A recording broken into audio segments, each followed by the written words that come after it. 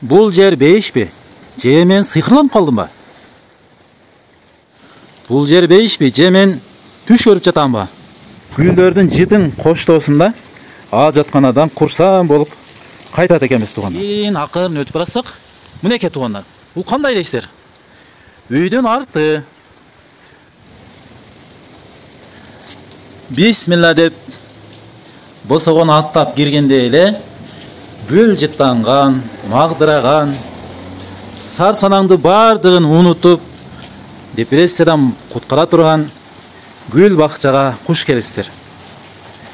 Булардын бардыгы жөнөкөй мектеп мугалими Гүлниса эжебиздин колунан чыккан гүл бакчалар. Мен азыр бейиште жүрөмбү, же сыйкырланып калдымбы деп карасам, жаан жаап шамал жүгүрүп жаткан экен. Бул дүйнөдө эле окшойм, жалган дүйнөдө эле окшойм деп ойлоп калдым. Оң жакты караганда, минеки адамдын өз колунан өстүрүлгөн, каралган, тим эле ар адам келген сайын салам салып, таазим кылып турган гүлдөрдү көзгө учуратса болот. Сол тарабыдагы гүл, оң тарабыдагы гүл. Биринен бири чырайлуу, биринен бири жыттуу, биринен бири сындуу. Кайсы бирин жытташты, кайсы бирин жанында турушту билбей калат экенсиң. Чарбакты кандай кооздогон карагылачы эжекен. Үстүндө алмурут, алма бышып жаткан. Тетин ар жагында гиляс. Картошканын ары жагында кызылча. Неке? Кызылча.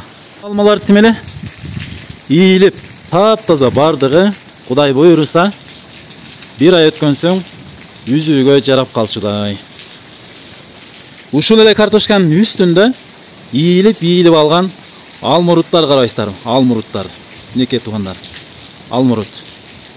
Түшүмүнө береке берген болсун. Кандай сонун туугандар. Бул жерге келгенде бардык ой саналарды, гам кайгылардын бардыгын унутуп, кудум ушу бейиште жүргөндө өзүңдү элестетип калат экенсиң. Бирок сиздер көрүп жаткан бул бейиш эмес.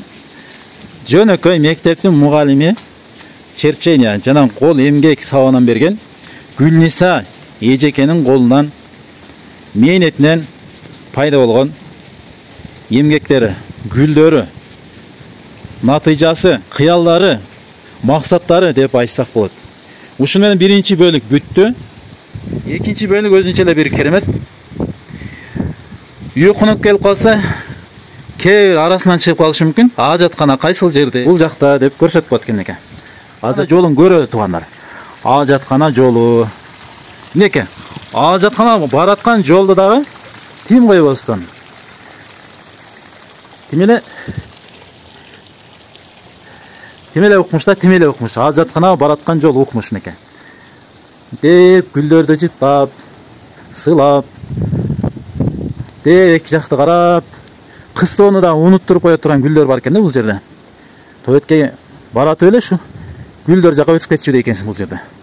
Ушундай сыйкырдуу, ушундай кереметтүү кооз жасалыптыр ажаткананын бою. Ал эми ажаткана мына ушул ак менен сырдалган ушул жак экен. Ажаткана ушул. Ажатканадан ары жагы неке? Неке таптаза, таптатынакай жапжашыл болгон алмалар. Булар эми үзүмгө кирет, али бышканга келеле экен. Алманын астында картошка туугандар неке. Картошка толтура бош жер койбой, картошка эгилиптир туугандар.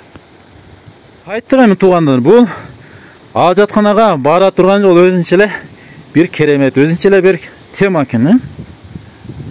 Рахат алып, көңүң көтөрүлүп, татынакай жыттар менен гүлдүн жыттарын, гүлдөрдүн жытын коштоосунда ажатканадан курсам болуп кайтат экенбиз туугандар. Сиздерге 3-чү бөлүгүбүздө ушул үйдүн арт жагына бир өзүнчө бир керемет бар экен. Керемет. Үйдүн арт жагында эмне бар экен көрөлүчү. Неке үйдүн артында кийин акырын өтүп баратсак, мынеке туугандар. Бул кандай элестер? Үйдүн арты. шиферден су ага турган жер.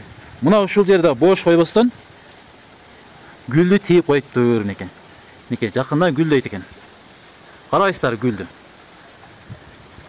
Эмне деген шумдук, эмне деген керемет. Колуңузга береке, колуңузга береке, колуңузга береке. Ушул гүлдөрдүн сол тарабын караганда мынакей бир агат кулпунай, оромо жалбырак, картошка эгип коюптур. Булардын бардыгы сабак өзүнчө эле. Кийинки мындайча айтканда кол менен өстүрүлгөн керемет бул жакта жатат туугандар. 4-чү бөлүгүбүз бул жакта экен. 4-чү тема бул жакта мынакей.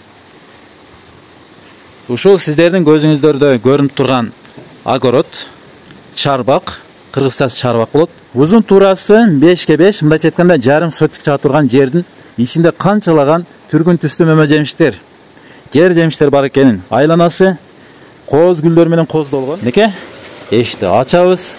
Бисмилла деп чакан чарбак аттайбыз.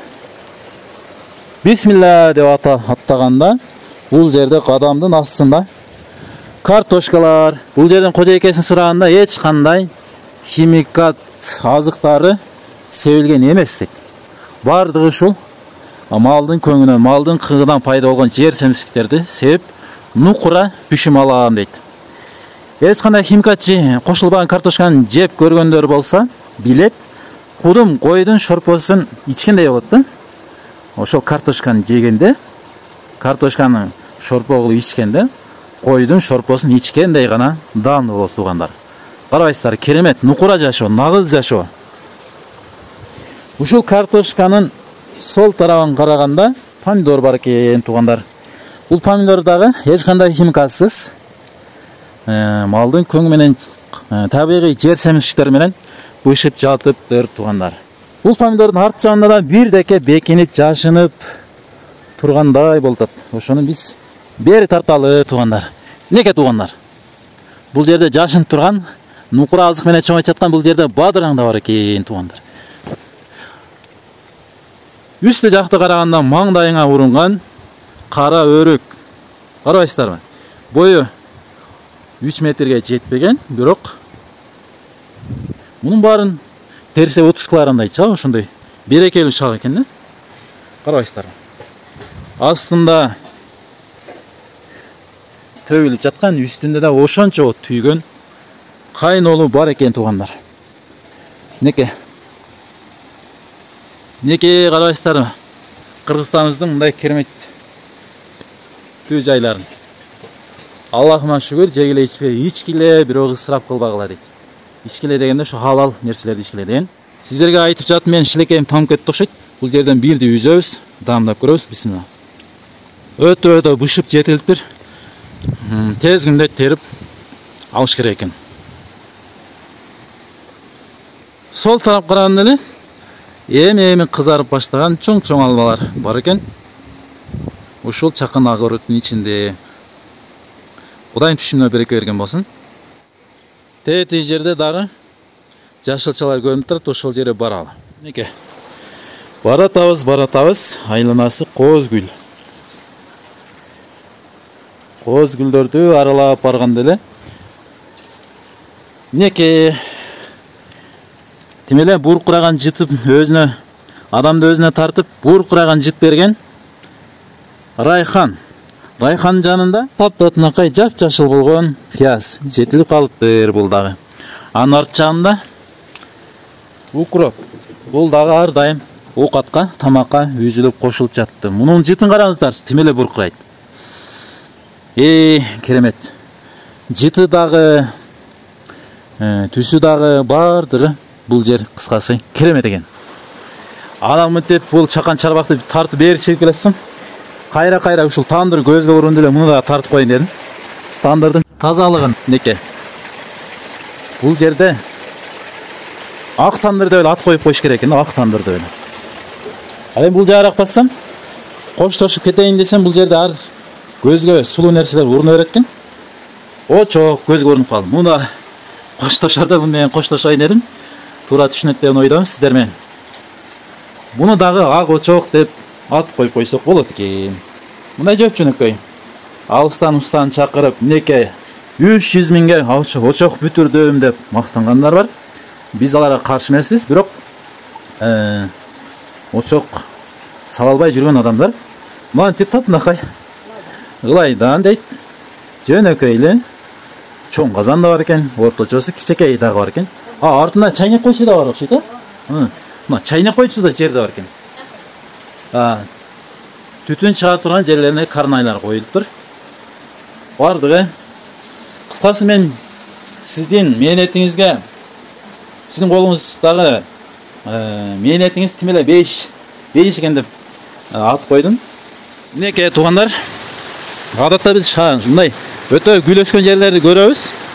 Бирок ал гүлдөрдү өстүрүп аткан адамдар сураганда айлык үчүн өстүрөт же ушул жерде иштеп аткандыгы үчүн мен ушул гүлдөрдү өстүрүшүм керек деп селхоздо неме иштеп аткандар бар да. Ал бул эжеке, үйдүн кожакеси эч ким айлык төлөбөйт, жөн гана өзүнүн жашоосу үчүн кызыгат экен. Буга эч ким акча төлөп бербейт. Ушул кожакенин өзүн сиздерге жолуктуралы экрандан. Жакшыбы эжеке? Жакшы. Эсогуңуз жакшыбы? Ооба, жакшы, Аллага. Сизди эжеке деп уктум да? Чынбы? Ооба. Кайсы предметтен бересиз? Эмгек, анан сүрөт чечегине сабак берем. Азыр пенсиядамын. Канча жыл болуп калды өстүргөнүңүзгө? Ушинтип киришкениңизге? Бул жерге биз өзү кайната кайненемдин коргону, башка жакта 21 жыл жашап, анан бул жерге көчүп келдик. Бул өстүрө баштаганыма аз эле болду. Бир 5 жыл, 6 жыл болуп калды. Ошондон бери ушул чоң атам менен чоң энемдин арбактарын сыйлап, ушу гүлдөрдү өстүрүп, ушулардын эмеси коргонунда жашап, өмүр сүрүп келе жатабыз. Гүл тирүү жанбы же өлүк жанбы? Тирүү жан. Сүйлөшөсүн, рахаттанасың. Баягылар шылтыйып калса, буга касал тийгенби деп ооруң ачыйт. Ушундай, бул адам сыяктуу эле бир танда, Аллахтын берген бир кереметти. Гүлдөн кандай мисалы бир жамандык көрдүңүзбү? Мен эч жамандык көрбөдүм. Капа болуп келсең бир гүлүң жакшына ачылып турса өзүңчү, мына байкуш ачылыптыр деп көңүлүң жазылып, баягы нерсе эсиңен чыгып калат экен. Ушундай жакшы касиеттери бар экен гүлдөрдүн. Бүгүн Оштон Элкерден 2 автобус болуп атайын Тээ шаардан баштап ушул айылдын чети болгон Мокаттын тоо түбүндө жайгашкан Караташ айылынан келип көрүп кетишти. Ооба. Эмне деген мындай ой пикирлерин айтышты сизге? Бул семинар болду. Анан ушундай айылда жашаган айымдар үчүн деп Караташ айылындагы эң четтеги бир тоонун тагындагы айылдагы эмени чагылдырып кетишти. Ушундай үйдө дагы өзүнчө рахаттанып, жашап, өзү үчүн ушундайларды кылып жашаса болот экен деген мындай жакшы ойлорду айтып кетишти. Эми заңкайган үйлөрү болгону менен мындай нерселер жок жерлерди көрдүм. Сизге рахмат деп кетишти. Мен ыраазы болдум абдан. Кылган ишиңиз менен чоң сабак берип койдуңуз деп ойлойм да. Ооба, мен дагы бирөөлөргө сабак берип, ушундай мындай кыл деп жаман көрүнбөй, кылган ишим менен эле мындай көрүнүп койдум, сүйлөбөй. Кылган ишимди баалашып эле ыраазы болуп кетишти. Сизге ушул эме соц тармактан сиздин ушул гүлүңүздү издеп келип көрүп кетели десе чакырасызбы? Уруксат бересиз? Уруксат бере беремин. Эми келип көрүп кетерсиң. Жөнөкөй эле нерселер. Америкадан келип калсачы? Америкадан келсе эми кабыл ала берем мен. Колумда жасаган нерселерим өзүбүздөн чыккан бар жок элечү. Сиздин мисалы үчүн өкмөт тараптан же бир немелерден колдоо барбы? Өстүр, анан биз сени колдойбуз. Жок, андай нерсе. Эч кандай колдоо жок? Жок, мен өзүмдө калоо менен өстүргөм андай нерселерге. Мындай мен кылган нерсем суранган эмесмин. Өз калоо менен кылган иштерим да эми мындай айтканда. Рахмат, эжеке, рахмат. Кыргызстандыктарга бир калоо тилек айтып коюңуз, Урматтуу кыргызстандыктар, ушундай тоолуу жерде жашасаңар дагы өзүңөр үчүн жашагыла. Мен де мындай бир принцип коюп алдым. Өзүң үчүн жаша деп. Эми аз гана өмүрүңдө өзүң үчүн жашап, өзүң үчүн рахаттанып жашасаң болот экен. Өзүңдү өзүң баалап, өзүңдү өзүң курсаң кылып, ушундай нерсе менен жашасаңар боло берет экен. Өтө бийик мунараларда жашап, мен мындай жерде жашайм дебей эле, жөнөкөй эле карапайым үйлөрдө дагы өзүңөр үчүн жашоо түзүп, рахаттанып, өзүңөр ээргип, өзүңөрдүн колуңардагы эмгегиңер менен жашасаңар боло берет экен. Урматтуу айымдар, пенсияга чыктым деп эле отуруп калбай, иштесеңер болот экен. Иштен чыктым болду дебегиле. Рахмат, эжеке, рахмат. Кудайым өмүрүңүздү узак кылсын. 100гө чыкканыңызда да ушул жерде сиздин ушул гүл бакчаңызды тартып кетели. Айткан экенсиң балам.